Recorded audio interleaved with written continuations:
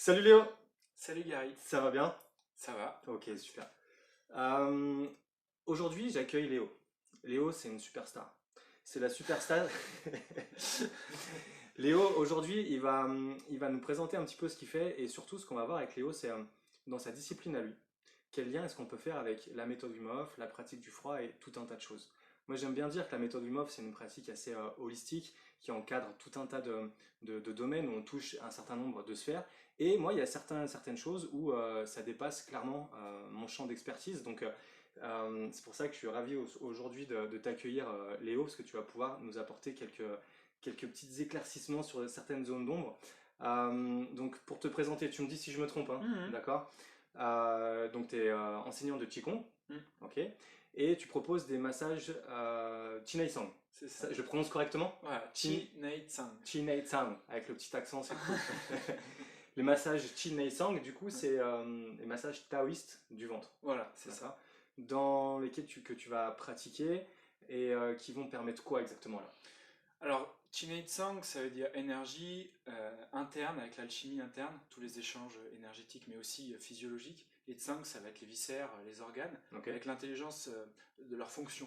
Donc l'idée, c'est de rééquilibrer tout ça par des massages, mais aussi par l'énergétique, c'est-à-dire que euh, avec le toucher, avec l'écoute, il se passe des choses. Ouais, les gens que je reçois, je les appelle des élèves. Ça montre la démarche, c'est-à-dire c'est un qigong appliqué au massage où j'appelle pas ça des patients ni forcément des clients, c'est des élèves qui viennent travailler eux leur interne, leur Ok. énergie, les organes pour que tout circule mieux. S'il y a des vides, on les remplit avec l'énergie qu'il faut. S'il y a des manques, c'est pareil.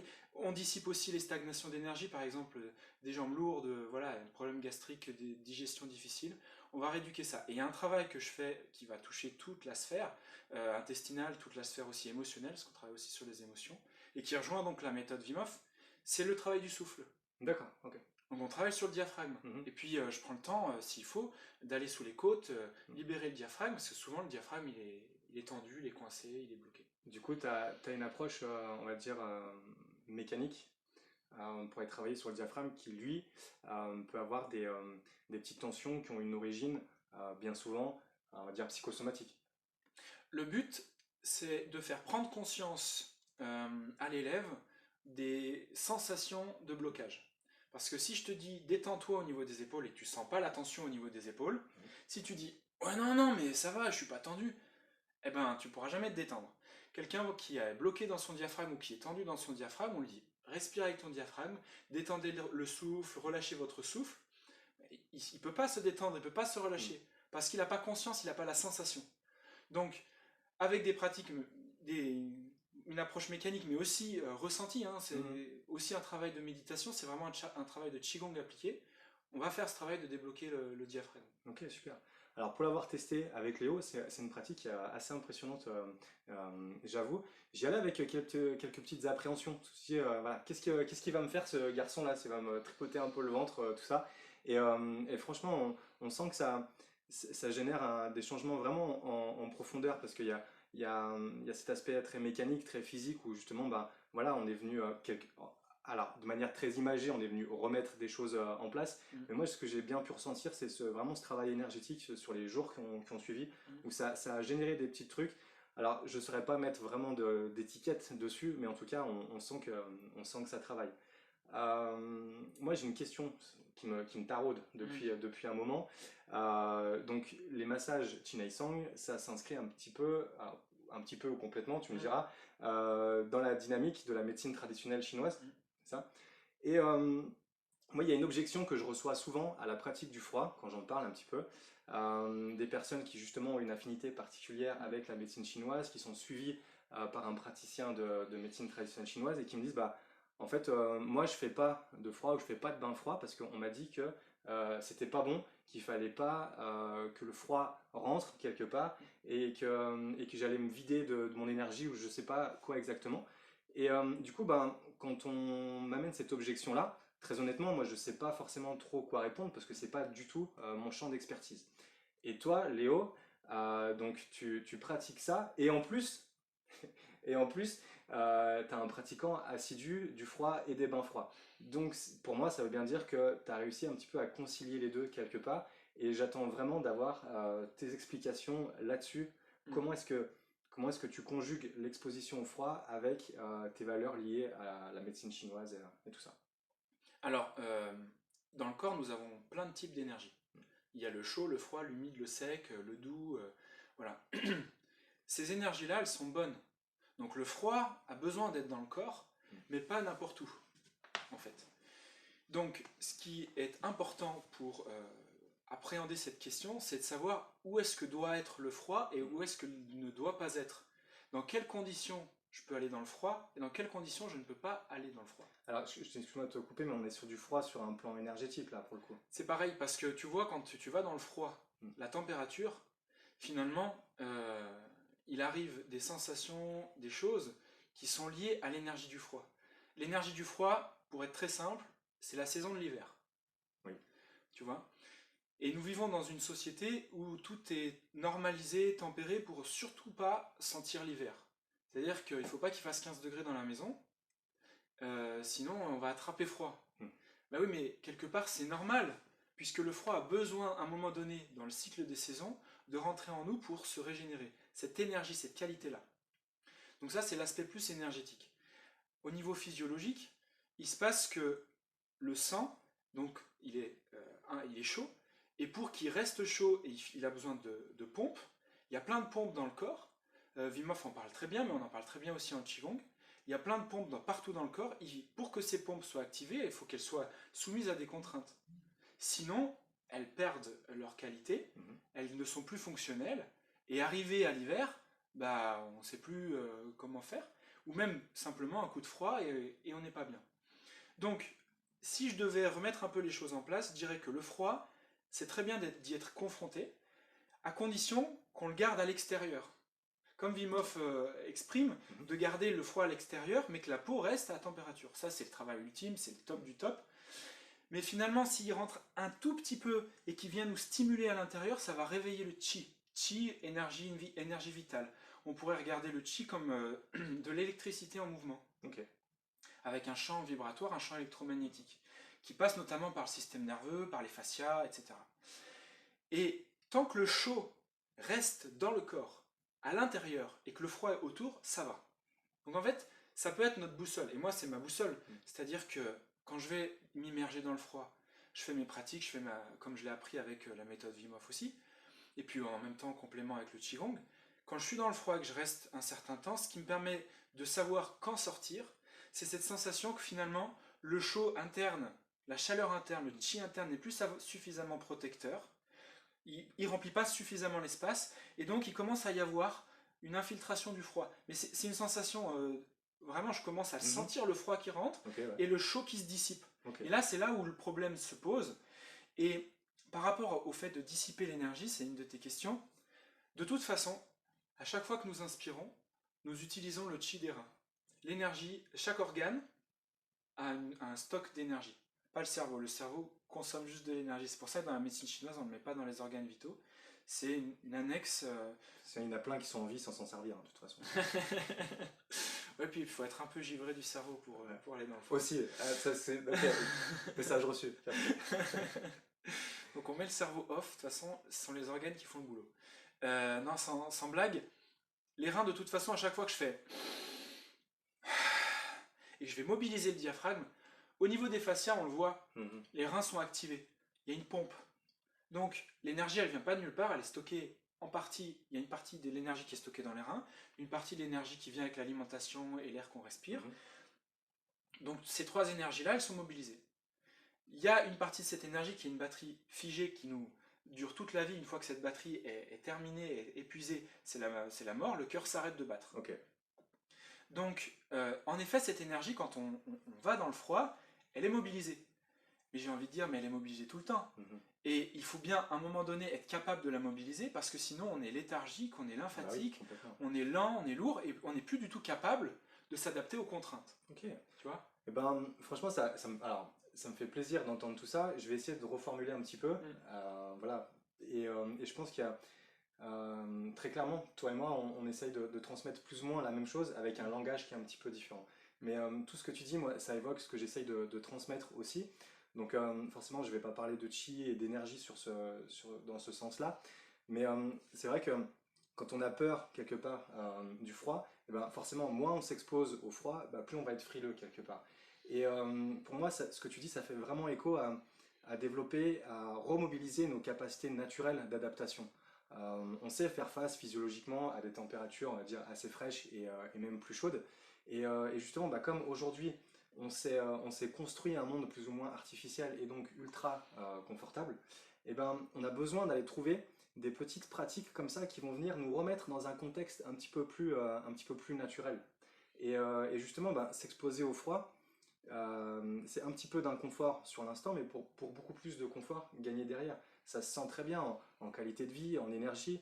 Et donc voilà, au final, moins on s'expose au froid, plus on devient sensible Mm. et plus on peut se laisser prendre finalement Mm. par ce froid-là.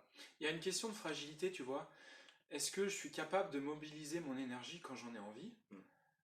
Aujourd'hui, je constate que c'est très difficile pour les êtres humains de faire ça, en tout cas en Occident, parce que finalement, nous sommes habitués à se déresponsabiliser à C'est l'extérieur ça. par une machine, Mm. etc. Donc, de toute façon, la mort va arriver un jour. On va tous mourir. C'est le scoop du jour. C'est la news du jour.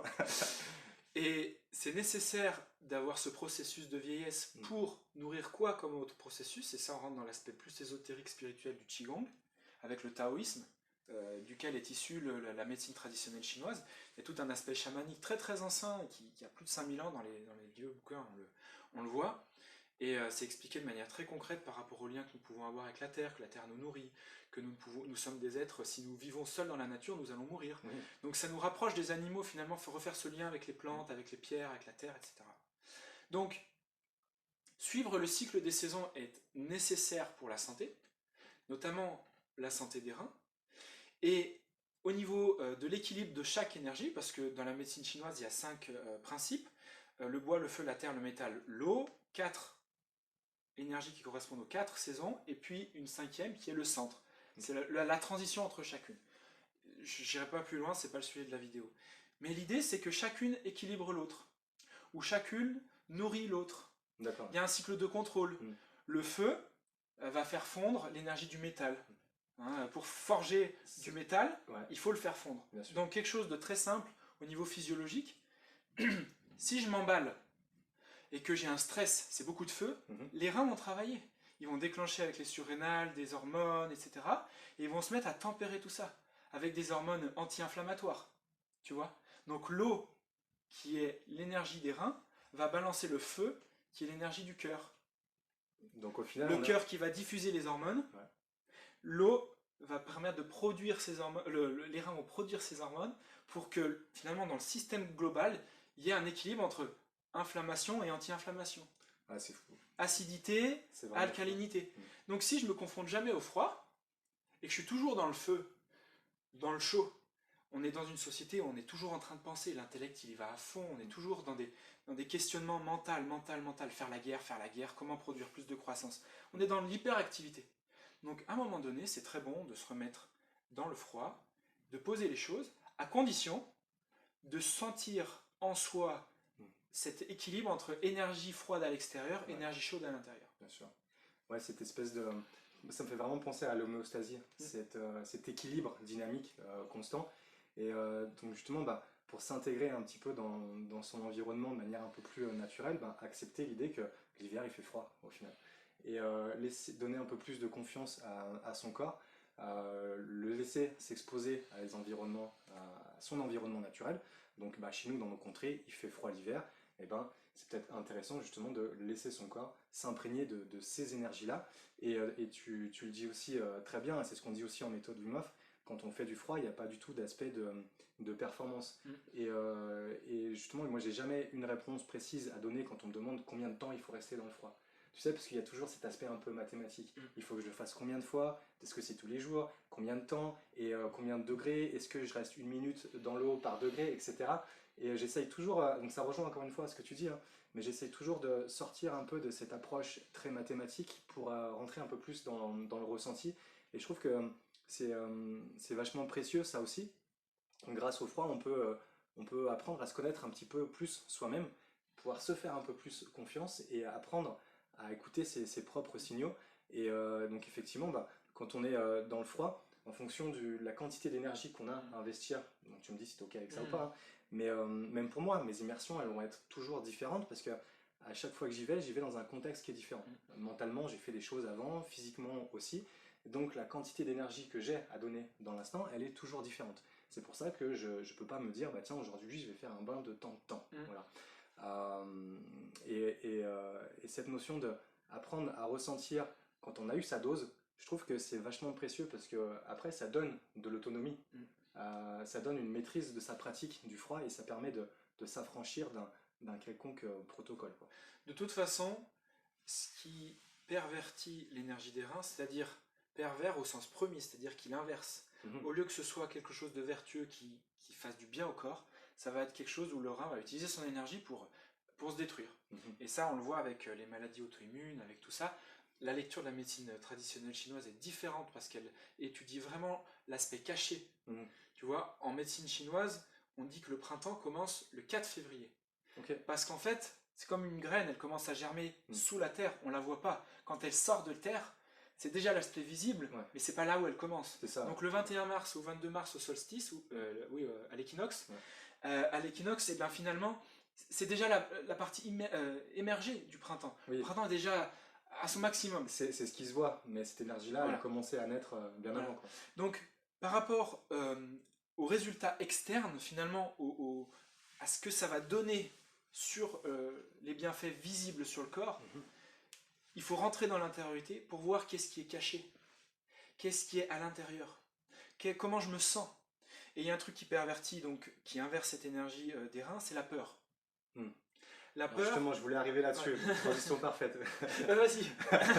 Ok, bah justement, moi c'est un truc qu'on avait déjà échangé un petit peu en off là-dessus, et une fois tu me disais justement, bah au final, c'est peut-être même pire. Alors, je vais peut-être pas reprendre tes mots correctement, tu me diras, mais c'est peut-être pire quelque part d'avoir peur du froid en termes de coût énergétique. C'est peut-être pire d'avoir peur du froid que de faire une réelle exposition au froid concrète. Alors, moi, ça a tiqué un peu ma curiosité, donc si tu veux m'expliquer un petit peu plus, quoi.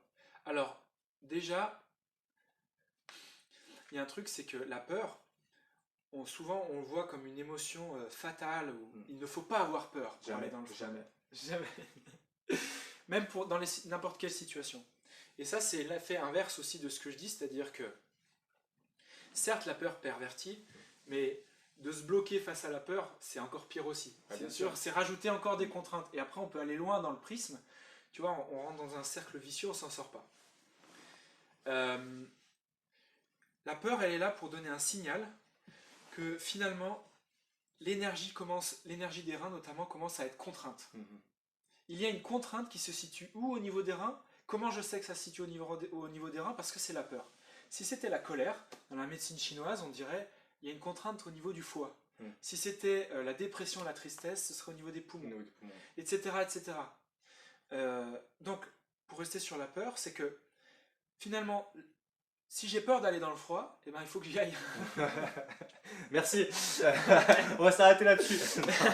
Mais vraiment, je peux que valider à 200% ce que tu dis, parce que moi, ça fait écho aussi toujours à quelque chose en lien. C'est que bien souvent, quand il y a des personnes, entre guillemets, qui ont cette envie de casser un peu ces peurs et de faire copain avec le froid et qui décident d'y aller. Donc je trouve la démarche super courageuse et c'est peut-être même ce qu'il y a de plus dur à faire. Le truc qui est vraiment dommage, c'est que des fois, on reste bloqué dans cette peur-là. On reste bloqué dans l'hypothétique, quelque part. Et même quand on est dans le froid, il y a ce petit truc, ce petit travail à faire et qui est vachement précieux aussi d'accepter l'idée justement que ça va être inconfortable et d'arrêter d'avoir peur au final. Et c'est comme ça que des personnes qui ont déjà essayé plusieurs fois de faire du froid et qui pensent que c'est vraiment un truc terrible, avec quelques petits conseils, avec quelques petits outils, eh ben, on arrive à passer ça. Et franchement, ça ne demande pas grand-chose. Et il y a des personnes qui commencent à s'exposer au froid, mais qui restent dans ce truc-là, cette première phase d'affrontement, quelque part, avec les premières sensations. Et ça, c'est vraiment terrible, pour le coup. Parce qu'on reste dans ce qu'il y a de plus désagréable. Et je trouve que faire ce petit travail de passer, aller chercher ce relâchement, aller chercher cette forme de confort dans l'inconfort, et ben ça débloque plein d'autres choses. Mentalement, énergétiquement, on se sent avoir moins peur de tout le reste au final, et ça nous met dans un état d'esprit un peu plus propice à passer à l'action plus facilement, quoi. Et tu vois, on parle d'énergie perverse, de la peur qui vient abîmer les reins, et donc puiser dans les réserves, hein, même si on va pas au froid, quand j'ai peur, je puise quand même dans cette réserve-là limitée, de la même manière que si je m'exposais trop au froid. Donc tu vois, c'est aussi Oui, entre celles et ceux qui sont complètement frigorifiés et qui ont peur du moindre froid, du moindre courant d'air, et donc qui vont mettre un manteau, etc. Et celles et ceux qui sont complètement fada du et qui froid vont à outrance, et, et ouais. qui ressortent avec les mains blanches et qui ah non mais il faut que je reste parce que je me suis focalisé sur un objectif, il faut que je tienne 30 minutes, etc. Bon, il y a un juste milieu et c'est ça ce ressenti. Et de l'autre côté, il y a aussi la vertu donc de l'énergie des reins, de l'énergie de l'hiver, c'est la paix. Et tu vois, c'est pas quelque chose de juste philosophique, un peu perché, hein. C'est concret. Bien Quand sûr. je suis dans l'eau froide, 2-3 degrés, même 8 degrés, mais voilà, je peux plus penser aux problèmes que j'ai avec les impôts, je peux plus penser aux problèmes que j'ai avec ma compagne, avec mes enfants. Tout d'un coup, j'ai besoin d'être centré, présent.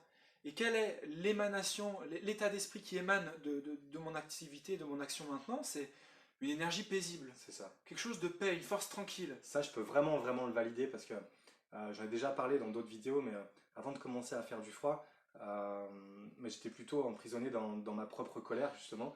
Et la première fois où je me suis senti vraiment en paix et surtout vraiment présent avec moi, et ben, c'était dans un de mes premiers bains froids où justement un bain très froid où j'avais pas d'autre choix, entre guillemets. Je me laissais pas le choix en tout cas que d'être présent avec moi. Et cet état de paix, pour moi, on était vraiment à l'opposé justement de toutes les peurs, etc., qu'on peut avoir à l'idée d'aller dans le froid.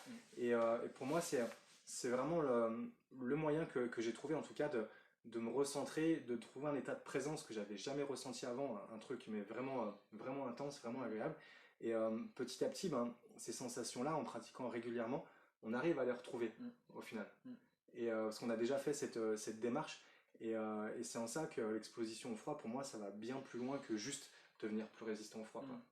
Il y a un aspect de la sagesse dans l'énergie des reins, parce que tu vois, quand la batterie d'énergie est finie, c'est la mort. Donc il y a cette idée finalement que on sait d'avance qu'un jour ça se finira. Ouais. Et tant donc, mieux, et tant mieux. aux grandes dames de plein technologistes, technocrates qui veulent nous faire durer de manière éternelle et se substituer à la nature.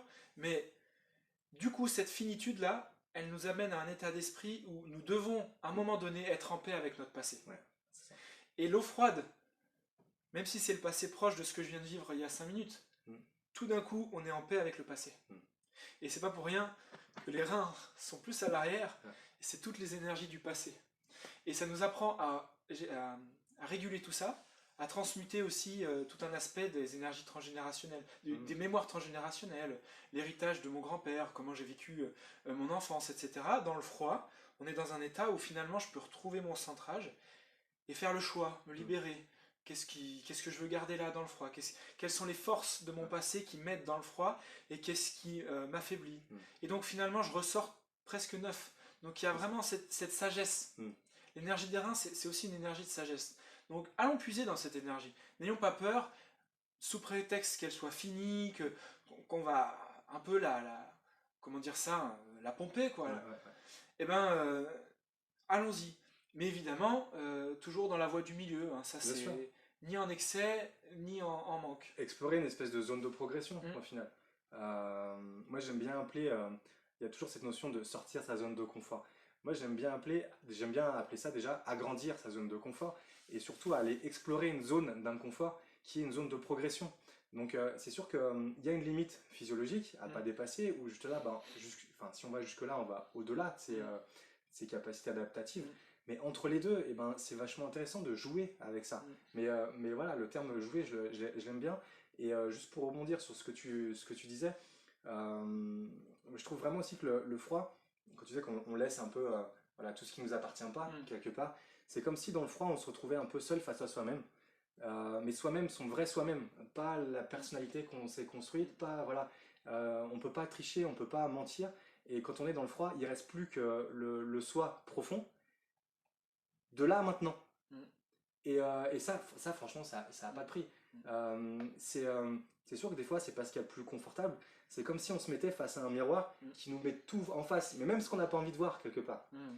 Et donc, si de temps en temps, on a un peu envie de faire le ménage quelque Ouais. part et de voir vraiment euh, se mettre soi-même Mm. voilà, face à son miroir, C'est vraiment se confronter à soi. et ça, Et confronter, tu vois, c'est pas une notion dans mon langage guerrière, dans le sens je vais en conflit, je vais me battre.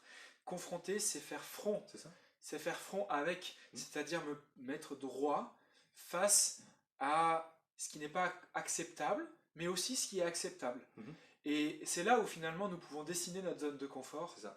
Et tu vois, dans l'idée d'aller dans le froid, c'est une notion d'introspection, et comme dans l'hiver. Exactement. La saison de l'hiver, c'est vraiment le moment où normalement nous devrions hiberner. Ouais. Mais pas forcément ne plus rien faire. Mm. Ça veut dire hiberner aussi dans nos croyances. Mm. Arrêter d'avoir toujours quelque chose de nouveau. Arrêter forcément de toujours chercher un nouveau projet, etc. On hiberne à ce niveau-là. C'est ça. Et on fait avec les réserves que nous avons Mm. accumulées parce que le printemps, été, automne, nous avons travaillé notre champ, nous avons accumulé de l'énergie, de la nourriture, nous avons transformé ça à l'automne, et en hiver, nous consommons nos réserves. Exactement. Moi, je vois vraiment l'hiver aussi comme une espèce de petite mort, mais une petite mort Mm. nécessaire, une petite mort qui va faire le ménage et qui va faire le tri. Mm. Euh, Même sur un plan un peu plus large, bah, bien souvent on dit que l'hiver c'est un moment qui est bon pour notre état de santé, enfin, parce que c'est un moment qui va tuer un petit peu toutes les bactéries, Mm. où tout redevient, tout se recentre, et justement bah, c'est le moment de s'exposer au froid pour arrêter, entre guillemets, alors c'est une image, j'ai pas les mêmes mots que Léo, hein, mais arrêter de mettre la merde sous le tapis et vraiment déblayer justement tout ce qu'on a mis sous ce tapis-là sur le reste de l'année. Arrêter d'être dans l'ouverture constante vers l'extérieur, à vouloir faire toujours plus tout le temps, etc.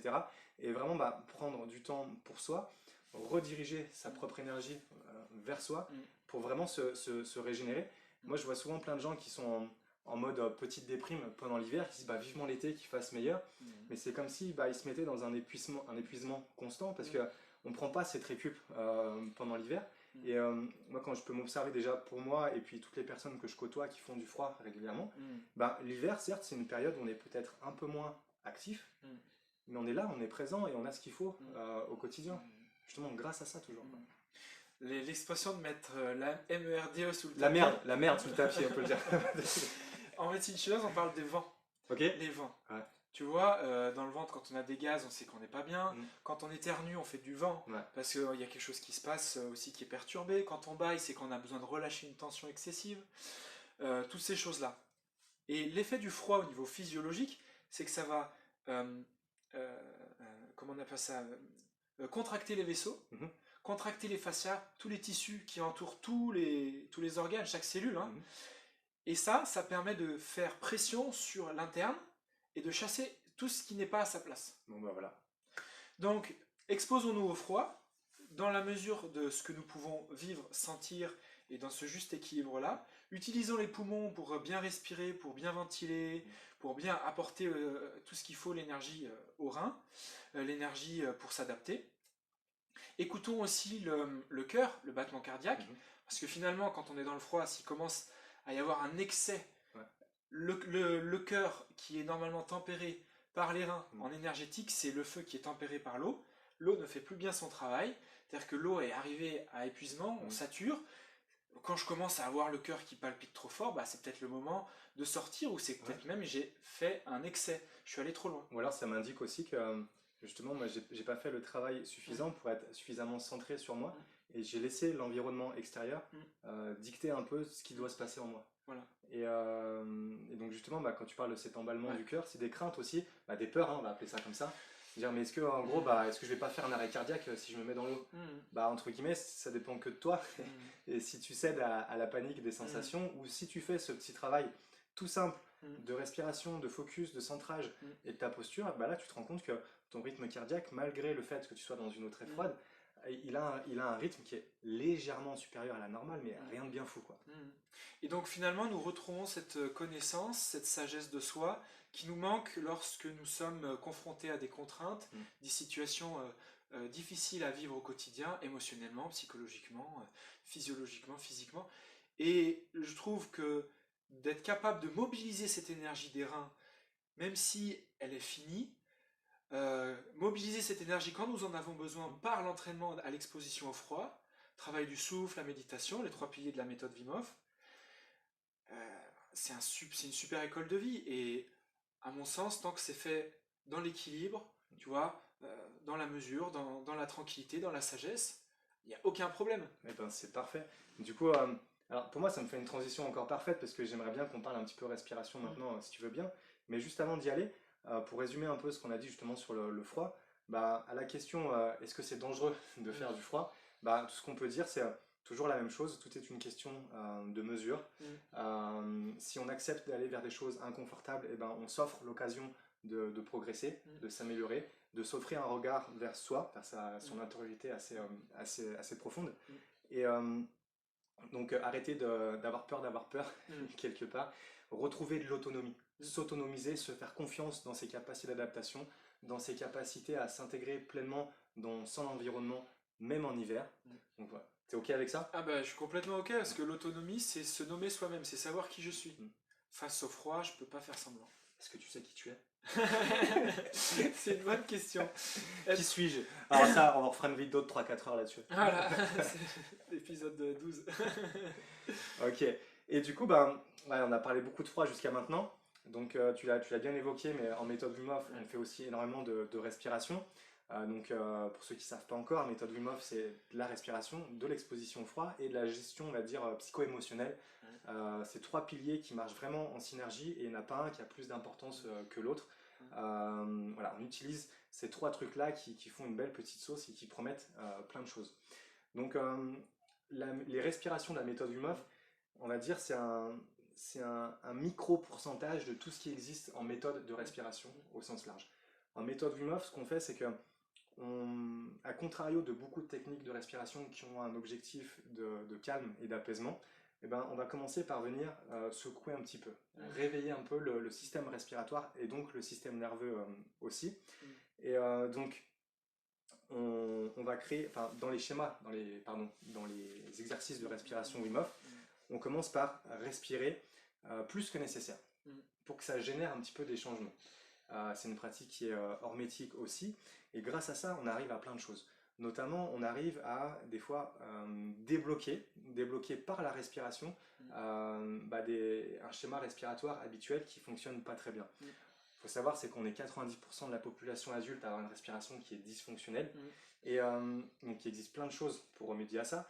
Et en méthode Wim Hof, en gros, c'est venir secouer un peu tout ça, comme si tout ça, ça faisait un beau sac de nœuds. On vient de secouer un petit peu et puis on espère que ça se détende un petit peu.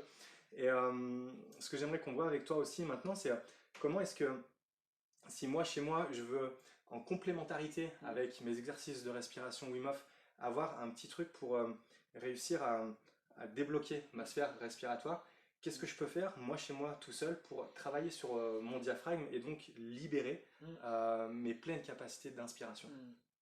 Alors, il y a plusieurs choses. Je vais proposer pour commencer un petit massage, automassage, version Chin Tsang automassage. C'est plus une technique parce que pour que ce soit vraiment du Chin Tsang, il faudrait qu'on intègre la sphère émotionnelle, etc. Oui, mais oui. on peut commencer. Juste un petit bout, quoi. Donc, déjà, l'idée c'est. Regardez bien Léo. Faites tout comme Léo, pas comme moi, faites comme Léo. De mettre la colonne vertébrale droite pour allonger les piliers du diaphragme au niveau de la cambrure. Il y a un truc, souvent, quand on commence à respirer, on se met à cambrer, en fait. Non. Et bien ça, on vient contracter les grands dorsaux, et donc comme les piliers du diaphragme sont les muscles attachés à la colonne vertébrale au même endroit, finalement, que ces autres gros muscles, ils vont se contracter aussi. Toujours au niveau des reins, en plus ou moins. Voilà. Donc en plus de ça, on vient fermer la sphère des reins.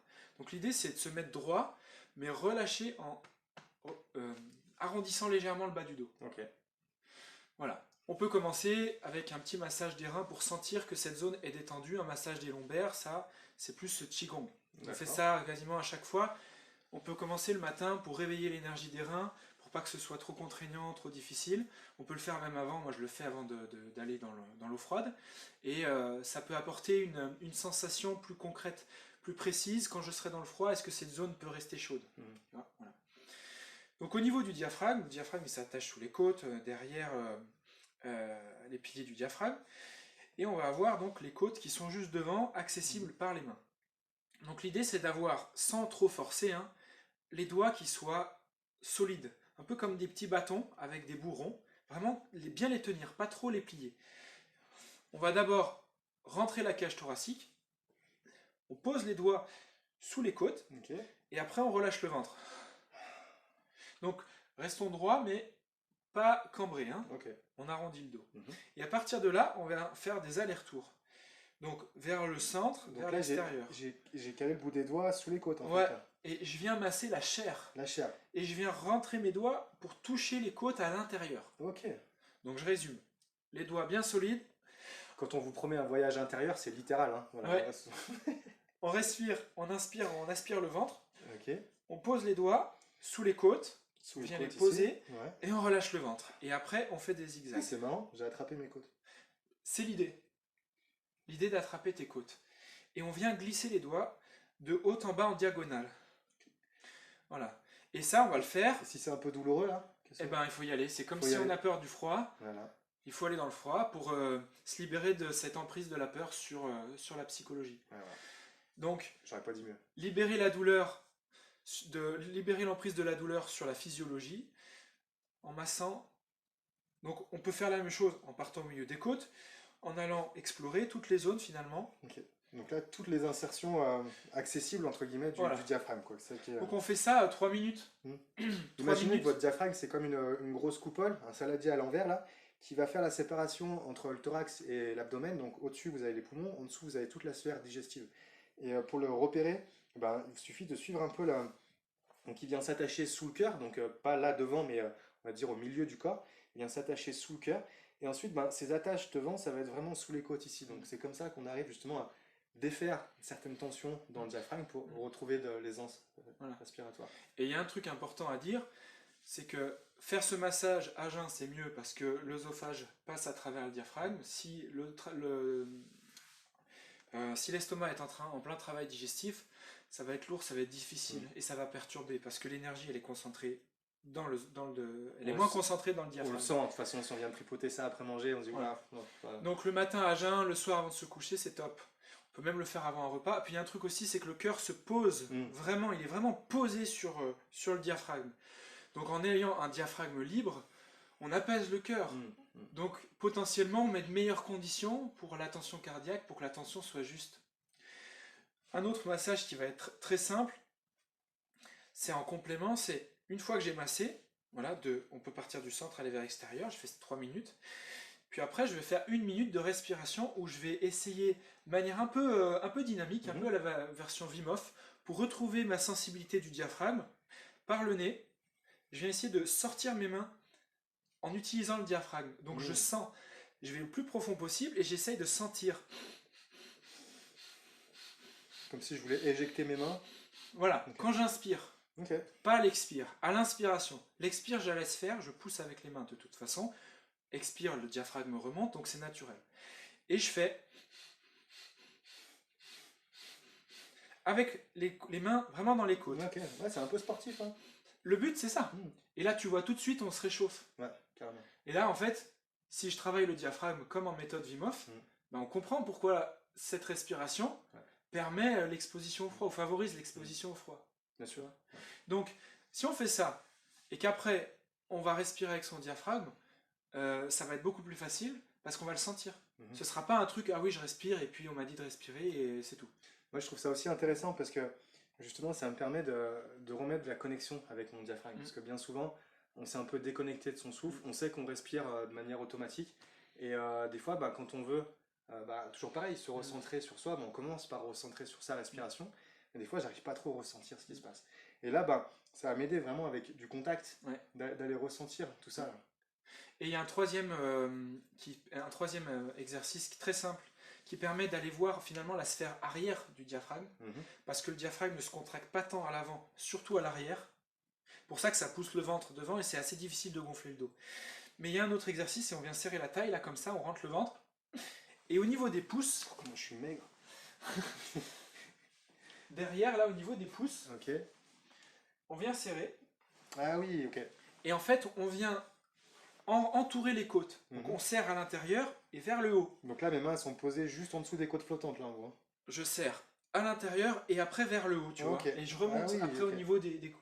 Et là, le but, c'est d'inspirer pour à la fois gonfler devant, pousser les doigts, l'index, et à la fois aussi pousser le pouce. Le pouce derrière. Pousse le pouce. Je pousse les pouces. Ok. Et j'inspire. Vraiment sur un travail de le bas de la cage thoracique, là. De toute façon, le diaphragme, il va vers le bas. Donc tout ce qui est respiration thoracique, c'est pas le diaphragme vraiment qui travaille. Donc là, l'idée, c'est de mobiliser le diaphragme, et donc aussi de masser les organes, de relancer une physiologie qui soit vertueuse. Et je refais la même chose. J'essaie de pousser autant derrière pour gonfler les mains que devant pour gonfler les doigts, l'index, majeur. Tu vois ? Et en fait, je suis le trajet de la côte, des basses côtes, des fausses côtes. Donc, premier, je masse, 3 minutes. Après, je vais dessous. Je fais ça 1 minute. Inspire. Inspire par le nez. J'essaie de pousser les doigts. Et après, respiration plus complète, plus globale.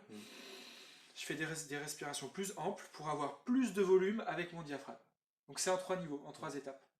Et si je fais ça, au total, ça me prend peut-être 5 minutes. Le matin, le soir, pendant 1 an, 6 mois, il y a de grandes chances que j'ai plus de sensibilité au niveau du diaphragme. Et donc, dans l'eau, plus de facilité à me détendre. Parce que si le froid contracte les muscles, contracte aussi le diaphragme. Bien sûr. Donc là, je peux relâcher le diaphragme puisque je le sens. J'ai plus de contrôle et de maîtrise là-dedans, quoi. Voilà. Bah, franchement, un grand merci parce que tu as été vraiment généreux dans tout ce que tu nous as donné. Donc là, on a plein d'infos justement, comment est-ce qu'on intègre le froid et la respiration dans une prise en charge, on va dire, personnelle.